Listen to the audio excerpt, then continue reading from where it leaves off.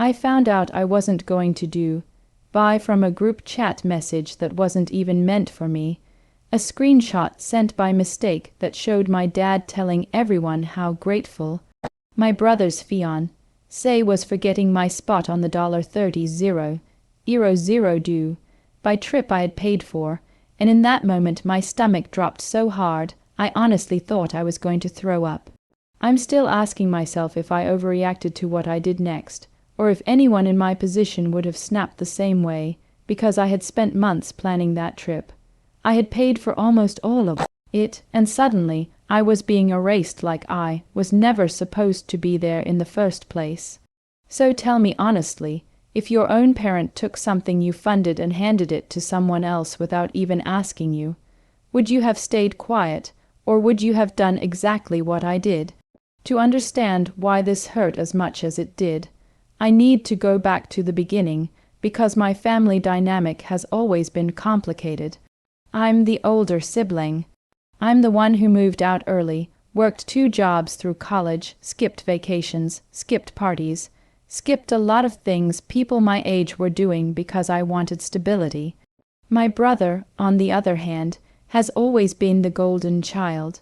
He's younger by 3 years, more charming, more laid back, and somehow always falling on his feet no matter how reckless his choices were.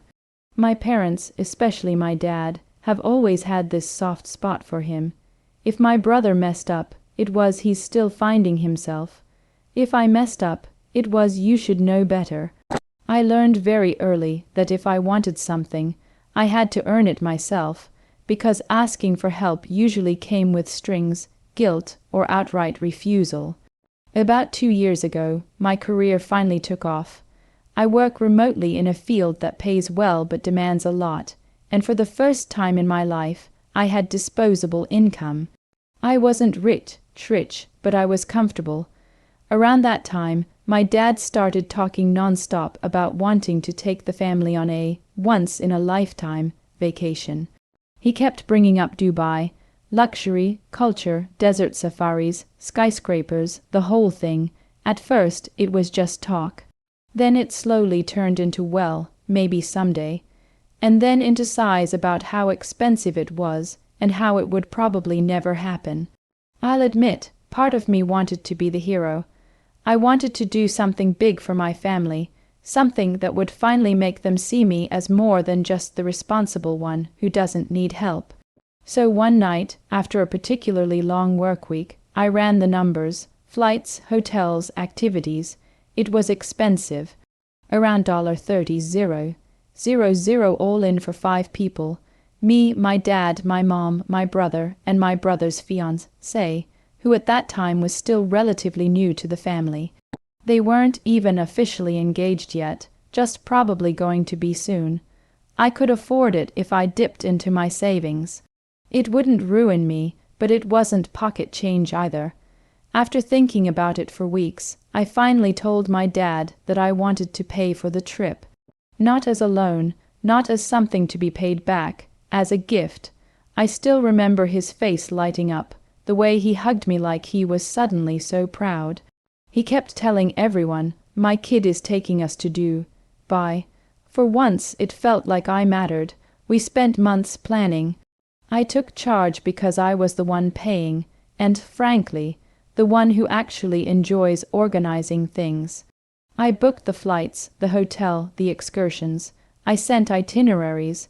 I coordinated time off. Every time there was a decision to make, my dad deferred to me.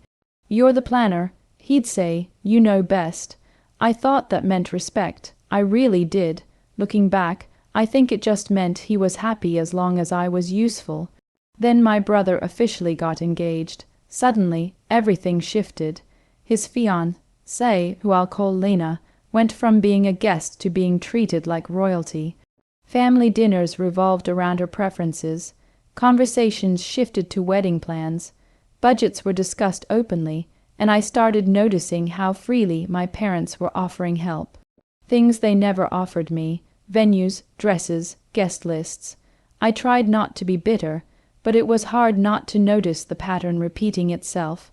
About a month before the trip, Lena mentioned how she'd never been out of the country before and how Dubai was literally her dream destination.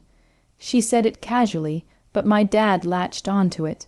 He kept saying things like, "Wouldn't it be amazing if this trip could be extra special for her?" I assumed that just meant maybe we'd do something nice while we were there. I had no idea what was actually coming. A week before final confirmations were due, my dad called me and said we needed to talk logistics. He sounded serious, which immediately put me on edge. He told me that since my brother and Lena were about to start married life, it might be more meaningful if they could have more space on the trip.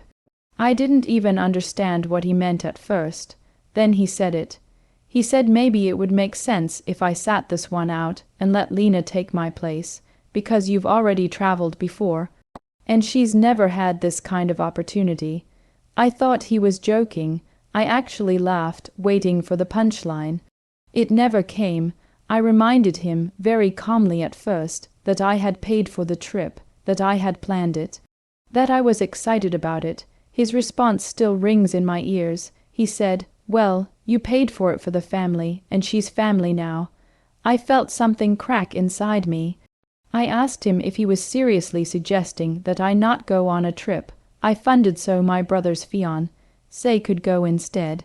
He said yes, but in that gentle, almost pitying tone he uses when he thinks he's being reasonable. He told me I should be selfless, that it would be a beautiful gesture, that it would mean a lot to everyone. I told him I needed time to think. In reality, I was shaking. I called my mom, hoping she'd be on my side. She listened quietly and then said, "Your father just wants everyone to be happy." When I asked if my happiness mattered, there was a long pause. That was my answer. I didn't agree to anything. I didn't say yes. I didn't say no. I just said I'd get back to him, and then a few days later, I got that screenshot. The group chat, the one where my dad was thanking everyone for being flexible and congratulating Lena on her first international trip. My name wasn't mentioned once. That's how I found out the decision had already been made for me. I confronted my dad immediately. I called him, and I won't pretend I was calm. I asked him how he could do this without my consent. He told me I was overreacting. He said everything was already booked and it would be awkward to change things now. He actually had the nerve to say, "You can always go to Dubai another time," as if that was the point, as if this wasn't about being sidelined, ignored, and taken for granted by my own family. This is the point in the story where I need to pause and talk to you directly, because this was the moment everything could have gone in a dozen different directions. I was furious, hurt, and honestly humiliated. I had a choice to make. I could swallow it, let them go, and pretend I was okay. Or I could do something that would blow everything up. Before I tell you what I did next, I want you to pause and think about what you would have done in my shoes. Would you have let it go for the sake of family peace, or would you have stood your ground, even if it meant being labeled the villain? What I did next still makes my hands sweat when I think about it. I hung up with my dad and sat there for a long time, staring at my laptop. All the booking confirmations were in my email, all under my name, paid with my card. I realized something very important in that moment. They had assumed my money was a given, but my presence was optional, and I decided I wasn't going to let that stand. I canceled the trip, not parts of it, not just my ticket, all of it, flights, hotel, excursions, everything that was refundable, I refunded. Everything that wasn't, I put in for credit. I didn't tell anyone right away. I just did it. I felt sick while I was doing it, but also strangely empowered. For once, I was making a decision for myself.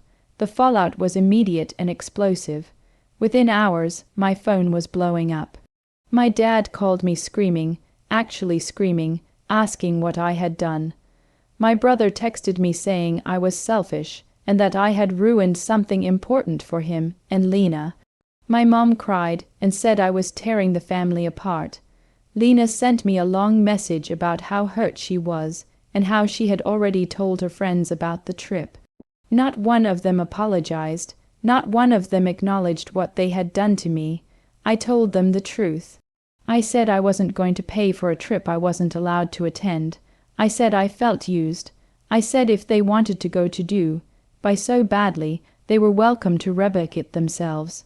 My dad accused me of being petty. He said money had changed me.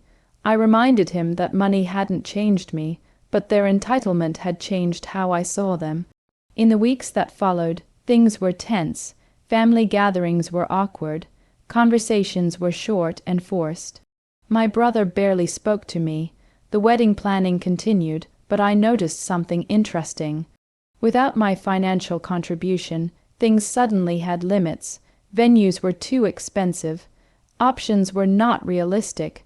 It was like watching reality finally set in. Eventually, my dad tried to make peace. He told me he understood why I was upset, but still believed I should have handled it differently. I told him I had spent my whole life handling things differently, for the sake of everyone else, and it had only ever taught them that my boundaries were optional. I told him I loved him, but I wouldn't apologize for standing up for myself. Now, months later, the trip never happened. The money went back into my savings.